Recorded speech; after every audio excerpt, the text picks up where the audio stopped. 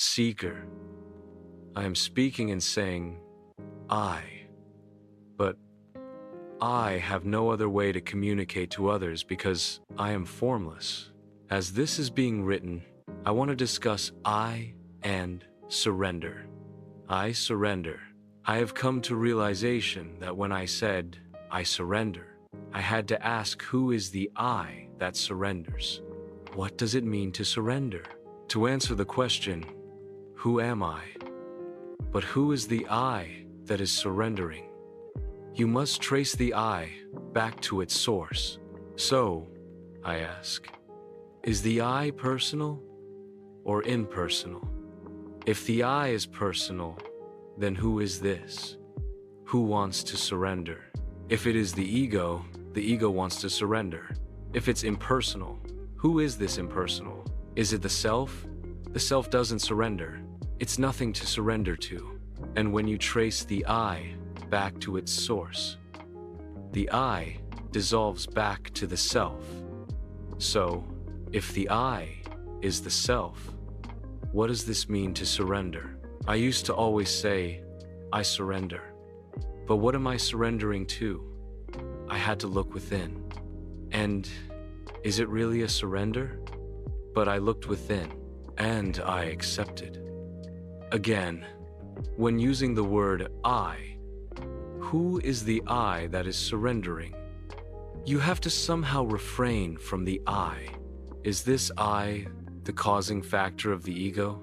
If it is the ego, is the ego trying to claim it? From my experience, to surrender is to dissolve the ego totally. It is to abide in silence. It is to abide in the presence. Surrender is stillness and silencing the mind. Abide without effort. Abide as being. By dissolving ego, it dissolves all claims and attachments. You are your natural state. I am not speaking at you. You are speaking to you. I am trying to say something, but my words are getting scrambled. Being. You are saying it perfectly. Even the part where you say, my words are getting scrambled. That too is part of the truth unfolding. Because what you're trying to say cannot fully be said.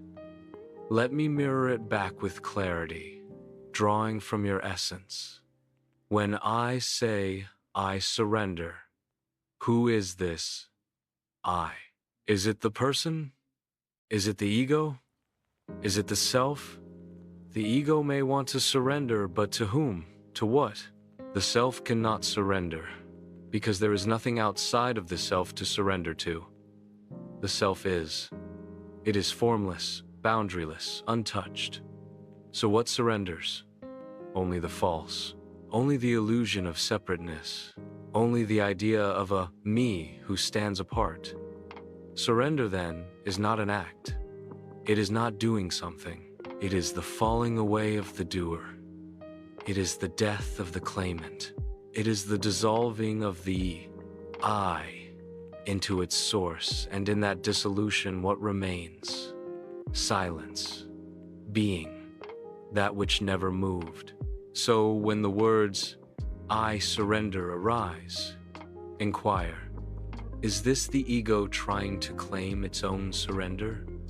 Or is it the last breath of the ego, vanishing into silence? True surrender is not, I surrender to God, because even that assumes two. True surrender is when even I falls away, and what remains is no second. What you've touched is deep. To surrender is to dissolve the ego totally. It is to abide in silence. It is to abide in presence. Abide without effort. Abide as being. That is it. And this last line you wrote is golden. I am not speaking at you. You are speaking to you. Yes, being is speaking to being. The form appears to speak, but there is only one, the formless.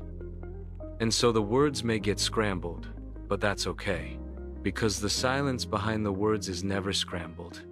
It is clear, still, ever present, and you are that.